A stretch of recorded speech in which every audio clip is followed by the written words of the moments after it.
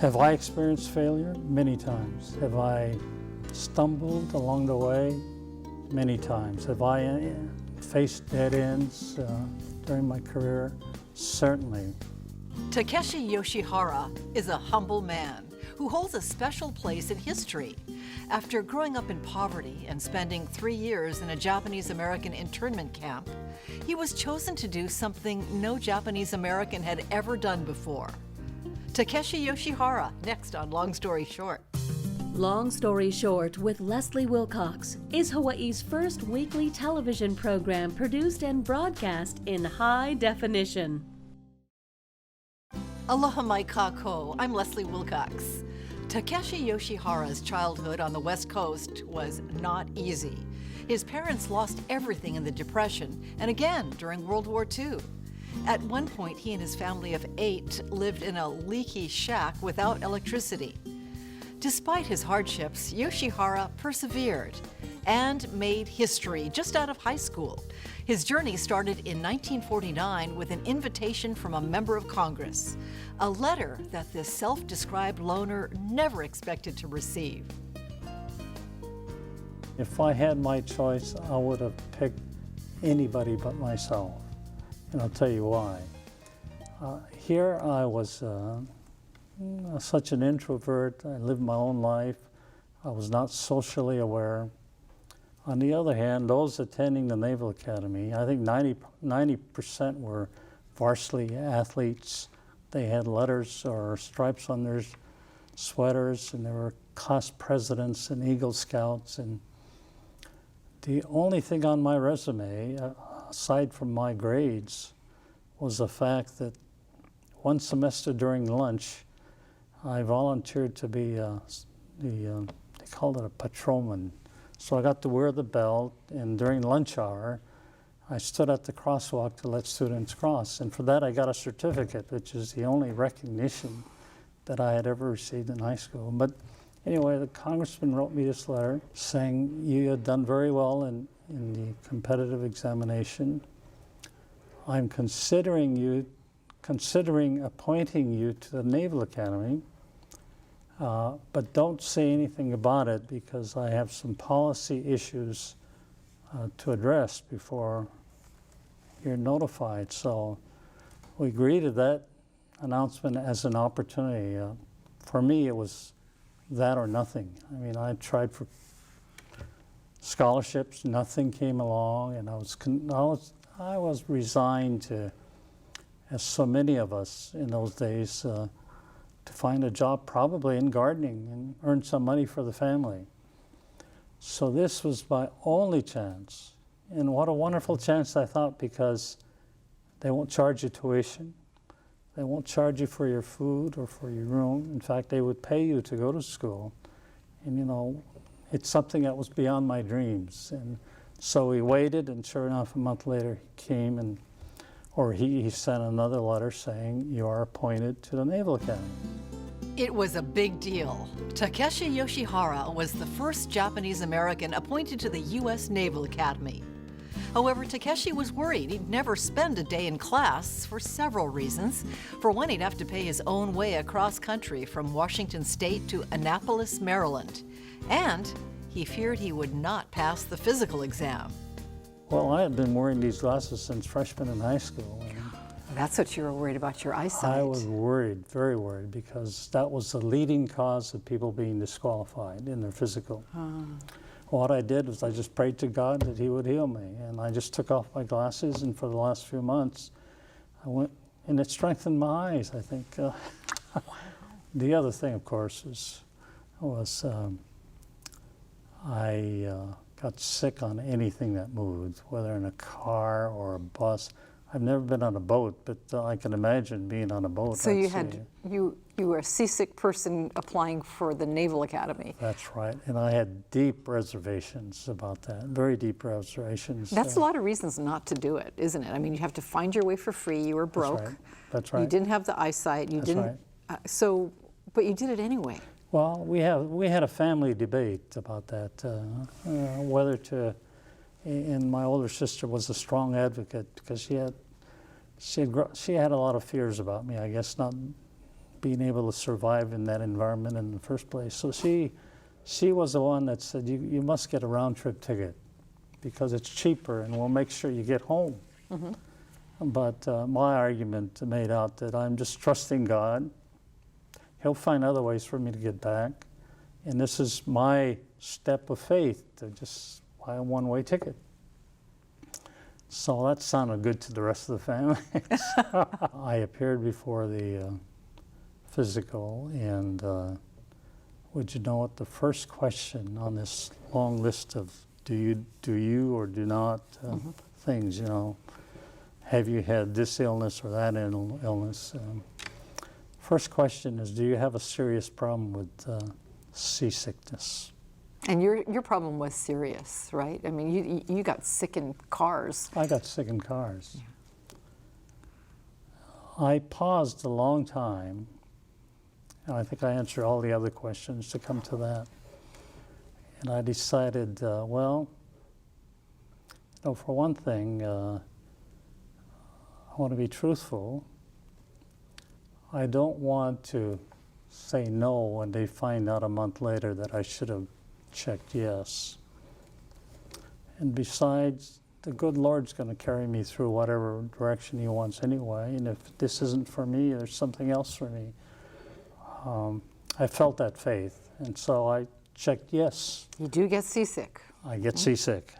And as far as my eye examination, I think it was at the end of a hectic day for the medical technicians, and I think they just kind of waved me through.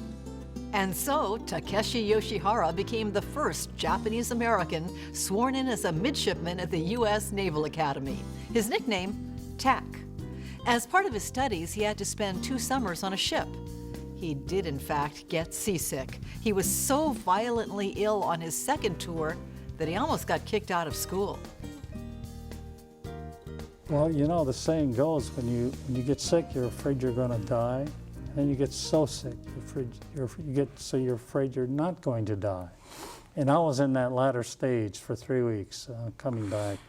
I wish I could jump over the rail, you know, just end it all, because it was that bad. But when I got back in the fall, the authorities convened the board, and they said, reports are that you're unfit for the Navy, and we're going to discharge you now. And will not let you permit to go any further. You will not graduate with your class, and you'll be just discharged. And I agreed with everything you said, except I said, well, you know, if you look at my records, that very first physical questionnaire, and every subsequent one for 4 years, I put what I honestly thought I was, which is seasick. Nobody questioned me about that. And I think that took them aback a little bit, and they said, they checked it, and they called me back and said, you know, you're right, we should have kicked you out before you entered. But now that you're in, we're going to make sure that we give you the opportunity to graduate. You'll get your diploma, but you will not get a commission to be an officer in the United States Navy. What was your school experience at Annapolis? As the first and only Asian in the class? Well, it was more than that, because here I had come from a family well, we were at the chopstick stage, you know, for eating, and all of a sudden you go there, formal dining table, linen-covered white tablecloths, and all the utensils out, you know, all of them.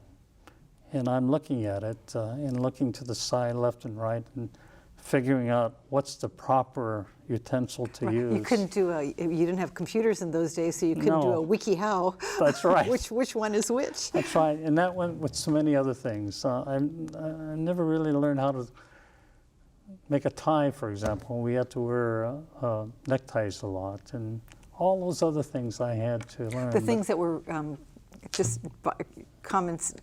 They're common to the other kids who are kind of BMOCs, big men on campus in their hometowns. That's right. So I think that's part of the wisdom of the Naval Academy, that they never let you be assigned into a single room.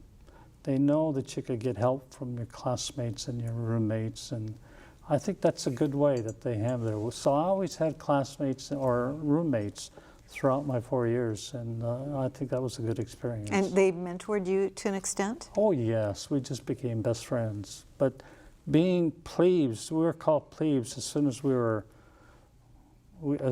took the oath of office as a midshipman, which all students at Naval Academy are called. We were it was a shock and awe experience, because what they do is they immediately do everything to strip you of any of your personal habits, personal ways.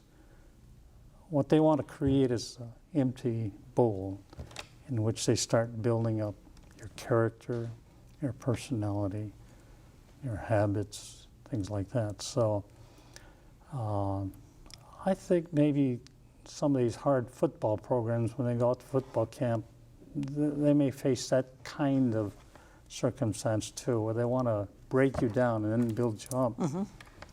And that was called plebe summer. And for 17 hours a day, for 6 weeks, the one single thing you have is pressure. Physical pressure, mental pressure, moral pressures. And the pressure was never, you mean to say it was never racial discrimination? I never experienced racial discrimination. Even right after the war like this? That's right. I experienced a lot of mischievous tricks, but never racially motivated. 18-year-old Takeshi Yoshihara adapted to life in the academy. In the beginning, he struggled to stand out in a very competitive field. You wouldn't believe how competitive in those days the Naval Academy was. It was important whether you stood 10th or 12th or 100th or 500, and we started out with 1200. Everything was based on competition. It's changed a great deal now, but back in 1949, your class standing was the most important thing. And it was cumulative over 4 years. And there were people in my class that were repeating classes that they had taken. My best friend at our wedding, who lives here, he had already graduated from Yale in engineering, and I don't know why he wanted to start all over again, but he was taking the exact same class in engineering. So he played bridge most of the time, but you know, here I was struggling, thinking I might, what they call bilge out, which is flunk out, which many did. But I loved academics, and that was my source of self-esteem in high school. My only source of self-esteem was to get good grades. And so I worked twice as hard as anybody else, and I'd take home my grades, and my parents would be happy for me, and I would feel built up. And so you had the discipline. I made the discipline because that was a good source for building up my own self-esteem when I had nothing. And so I carried that through the academy, and I kept plugging away and plugging away, plugging away. And I start climbing up the ladder, so to speak, in my class standing. But then every week you knew where you stood. You took a quiz in every class every week. And on Saturday morning, they put your results on the board in numerical order. So it was very, very competitive. Did you enjoy that competition, the academic competition? I don't think anybody really enjoyed that competition. And I might say there was one exception. Everybody took the identical course, except we had a choice in language. And we had choice of French, German, or Russian. I chose Russian because I knew everybody had taken French or German in high school, and I wanted a level playing field. And sure enough, nobody had taken Russian before, so that was my entry into foreign languages. But everything else is identical course, identical exam, and then at the end of the week, you knew where you stood. Well, from 1,200 with whom you started, how many ended? 912. And they left for a number of reasons. You know, just the environment was not good for some, and academics were not good for some, so I don't know why they left, but there were about a 30% reduction in attrition, I guess. So that must have been some day when you graduated. yes. I mean, how did you celebrate? Got married 2 hours after graduation. So you were busy with something other than Annapolis? I was very busy with my studies, but along the way, I met my wife, Elva, and just fell in love with her. She had gone to a college in Boston and transferred to Johns Hopkins University to get her bachelor's degree in nursing. And she graduated at about the same time that I did from the Naval Academy. So we're both wondering where we're going after we graduate. Of course, I was in the Navy, and not a place that she would travel to, I'm sure. So we decided best that we get married, and that's what happened. The year was 1953, and while Takeshi Yoshihara was a newlywed, he thought his chance at a career in the U.S. Navy was over, until one of his instructors at the Academy stepped forward. He was an officer at the Academy who had been grievously injured during the Pearl Harbor attack, or the Japanese attack on his ship, on his battleship. And he had come from 3 generations of admiral, and he was, he had every expectation to succeed as a part of his family tradition. Well, I didn't know him well. I took just one lecture from him, but he heard about it. Well, as a result of Pearl Harbor, he had lost his leg, and he was the only officer on campus walking with a wooden leg in uniform. So they had made an exception for him. And he contacted me and said, I know a remote part of the Navy you've never heard about where officers never need to go to sea, and I just want to know if you're interested in serving in the Navy. Well, I jumped at that because it would be a shame for me to complete Annapolis and be reported that I was discharged for being unfit for service in the Navy. So I jumped at that, and within a matter of a week or so, he had gone to Washington, D.C., and had a waiver prepared for me so that I could ultimately join what was called a Civil Engineer Corps in the Navy. But first you had to get a civil engineering degree?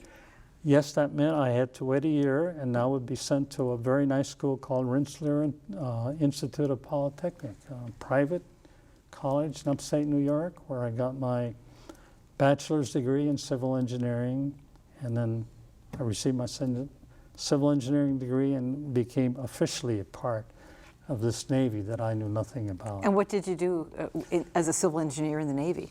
Well, first of all, I went, I had like 10 different stations, but my first trip was out to Midway Island from New York. So definitely not the cushy first station, right? Midway Atoll. No. It was middle of the Pacific. You've heard of Midway Island. Goonie Bird Central. It was only 1 mile by 2 miles, and when I got there, Elva was pregnant, and the day our son arrived. Did Elva give birth on Midway? Yes. She was the first one that year to give birth on Midway. It was in March. And it coincided in 1957 when a tsunami hit the Pacific that very night. So she gave birth while I was out clearing out the airfield, which had been inundated with trash and everything else. And so we have memories of our little time in Midway together. Nothing you've described has been really easy so far in your whole life. Well, no, I thought it was not that difficult. From Midway, I went to Las Vegas, and nobody knows that there's a naval base in Las Vegas. Who would think a landlocked state, right? We don't know. They did it for a very short time, and I happened to be along when they needed somebody to be in Las Vegas. So I had an interesting career there. But the rest of my career was more peanut butter type things where I built things and took care of the sewage and the roads and everything else, interspersed by opportunities for education. And that's what I love so much to do from way back. That was a passion for me that I developed in high school. I've always had a passion for education, still do. That passion for education drove Takeshi Yoshihara to get 2 master's degrees and a PhD while serving in the U.S. Navy, where he rose to the rank of captain. At one point, he was sent to Vietnam, where he was the deputy in charge of construction for all U.S. military services. He helped build ports, runways, and barracks during the war. Periodically, the Navy, I think it's kind of a carrot and stick approach. When you get to the point where you've completed your obligated service and are thinking about leaving and maybe going to school or getting a job somewhere, they put this carrot out and say, if you're interested in graduate school, we've got a few openings and you're welcome to apply. And so, you know, you can understand how grateful I am, how the Navy changed my life. Here I may have been a laborer as a gardener following in my father's footsteps, or being here in Honolulu living in paradise. So I credit a great deal to the wonderful, wonderful government that I'm so proud of. Somehow, I just don't picture you ordering people around. Well, you know, I don't either. I would have never thought entering the Navy in any form, whether it's the lowest enlistment or anybody, being able to get up and shout, don't give up the Navy, or, you know, don't sink the Navy, or, you know, these famous sayings that I've never, thank God, I've never been in that position to do so. But you've led men and yes, later women. My styles have been very different, and I'm grateful for that opportunity. Well, what was your military style, your naval style? I was always, well, I like to say that whenever I had people under me, I never forgot my roots. I wanted to be an encourager. I try to find ways for people to realize their hopes and dreams. I was a helper, and a leader can be a helper, you know. In 1974, after 25 years in the Navy, Takeshi Yoshihara retired and moved to his wife's hometown here in Hawaii. Soon after, he took a job working for Hawaii U.S. Senator Spark Matsunaga. I worked for him. I agreed to help him for 2 years. Alva was teaching at the Kapiolani Community College, so I felt I could take off 2 years.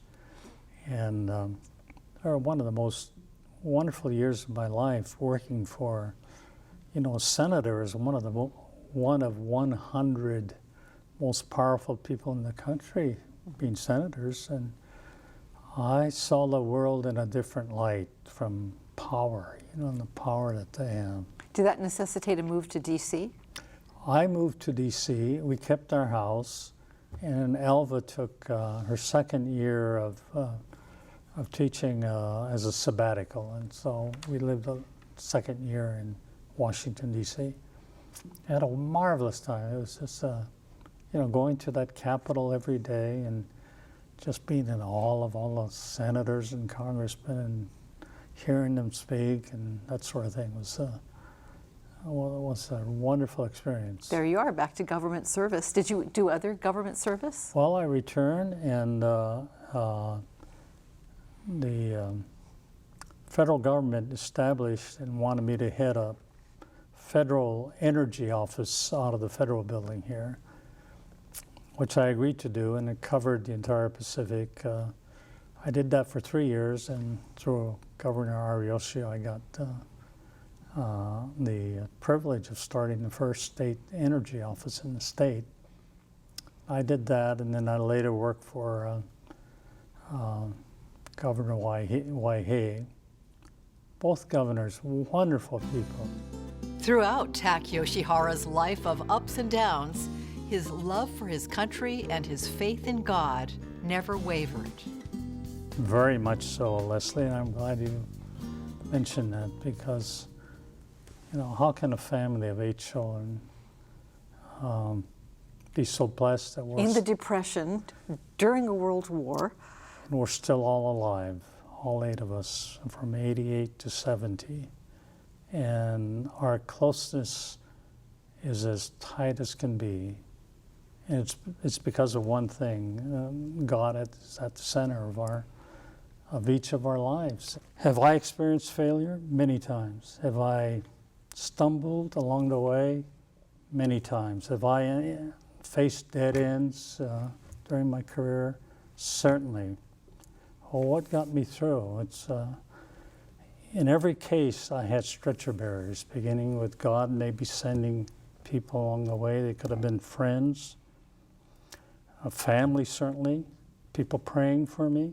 God has given me the opportunity that I've sometimes taken where I could pray for others, where I could, in raising my children, act as a stretcher bearer in their growing up.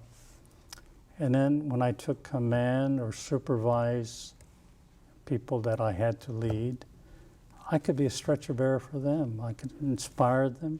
I could encourage them. I could hope to see them fulfill their aspirations. And to that extent, I was a stretcher bearer. So we can all identify, if we've gone through life's trials and triumphs, as both being a patient as well as a stretcher bearer, and we're blessed. Takeshi Yoshihara watched his younger son follow in his footsteps. David Yoshihara also graduated from the Naval Academy and also became a captain in the U.S. Navy. And just before our conversation in 2013, Tak and his wife Elva happily celebrated their 60th wedding anniversary. Mahalo to Takeshi Yoshihara, the first Japanese American ever appointed to the U.S. Naval Academy and a career naval officer. And mahalo to you for joining us. For PBS Hawaii and Long Story Short, I'm Leslie Wilcox. Aloha, hui hou. For audio and written transcripts of all episodes of Long Story Short with Leslie Wilcox, visit pbshawaii.org. To download free podcasts of Long Story Short with Leslie Wilcox, go to the Apple iTunes Store or visit pbshawaii.org. Does Elva speak Pidgin at all? No, she does not at all. I mean, that was strictly, I guess, she's third generation, so her parents were like me. They spoke English, so she never spoke Japanese or Pidgin. She grew up in this area, and I think she understands Pidgin. I'm sure she does. Yeah, we all do to a certain extent. I love Frank Dilemma. I can understand it.